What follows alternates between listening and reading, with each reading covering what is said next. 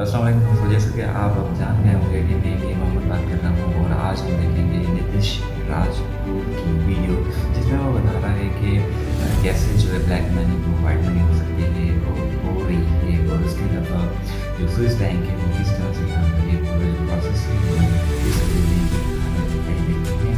फिर बताएंगे आपको क्या लगता है कि ये सब करना चाहिए कि नहीं।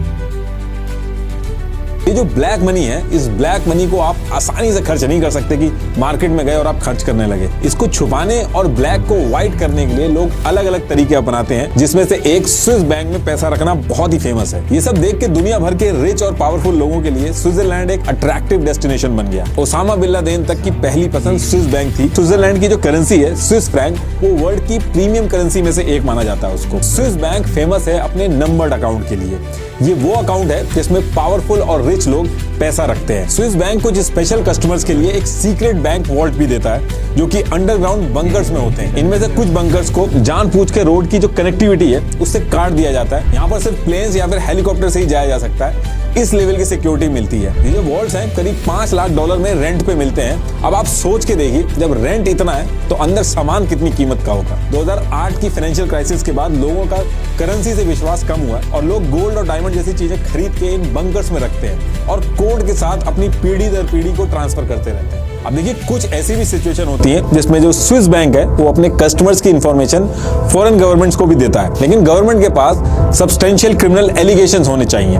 टैक्स चोरी वगैरह ये सब जो चीजें होती हैं स्विट्जरलैंड में एक बड़ा क्राइम नहीं समझा जाता है, इसलिए अगर टैक्स चोरी का केस होता है तो उसमें इंफॉर्मेशन नहीं दी जाती है। लेकिन स्विस बैंकर्स एसोसिएशन की वेबसाइट के हिसाब से अगर money laundering, criminal organisation theft, blackmailing, ये सारे केसेस होते हैं तब इंफॉर्मेशन शेयर की जा सकती है। लेकिन सिर्फ इंफॉर्मेशन शेयर की जाएगी, ऐसा नहीं कि सारा पैसा उठा के वापस दे दिया जाएगा। ये इंफॉर्मेशन सिर्फ इसलिए दी जाती है ताकि क्रिमिनल एक्टिविटी जो है उसको पकड़ा जा सके। और पहले तो ये भी नहीं था, किसी भी सिचुएशन में इंफॉर्मेशन स्विस बैंक वाले नहीं देते। स्विस बैंक की एक और खास बात है, दुनिया के बाकी बैंक्स में जब आप पैसा रखते हो तो कस्टमर को इंटरेस्ट मिलता है।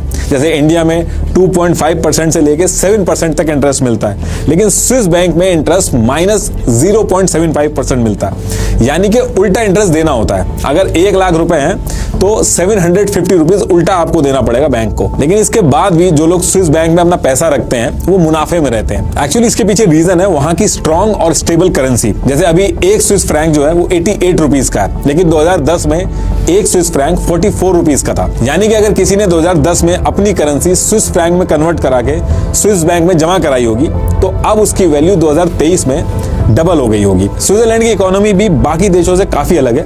बाकी देशों में इन्फ्लेशन बढ़ता है, लेकिन इनके यहाँ पे नेगेटिव इन्फ्लेशन होता है, और अगर कभी हुआ भी तो ज्यादा से ज्यादा 1% तक रहेगा। अभी जब 2022 में जब हर कंट्री का बुरा हाल था तब भी जाके स्विट्जरलैंड में इन्फ्लेशन 1.31% तक हुआ था। स्विट्जरलैंड की जो इकोनॉमी है वो इतनी स्टेबल और फुल प्रूफ है कि हर आदमी उस इकोनॉमी के साथ एसोसिएट होना चाहता है।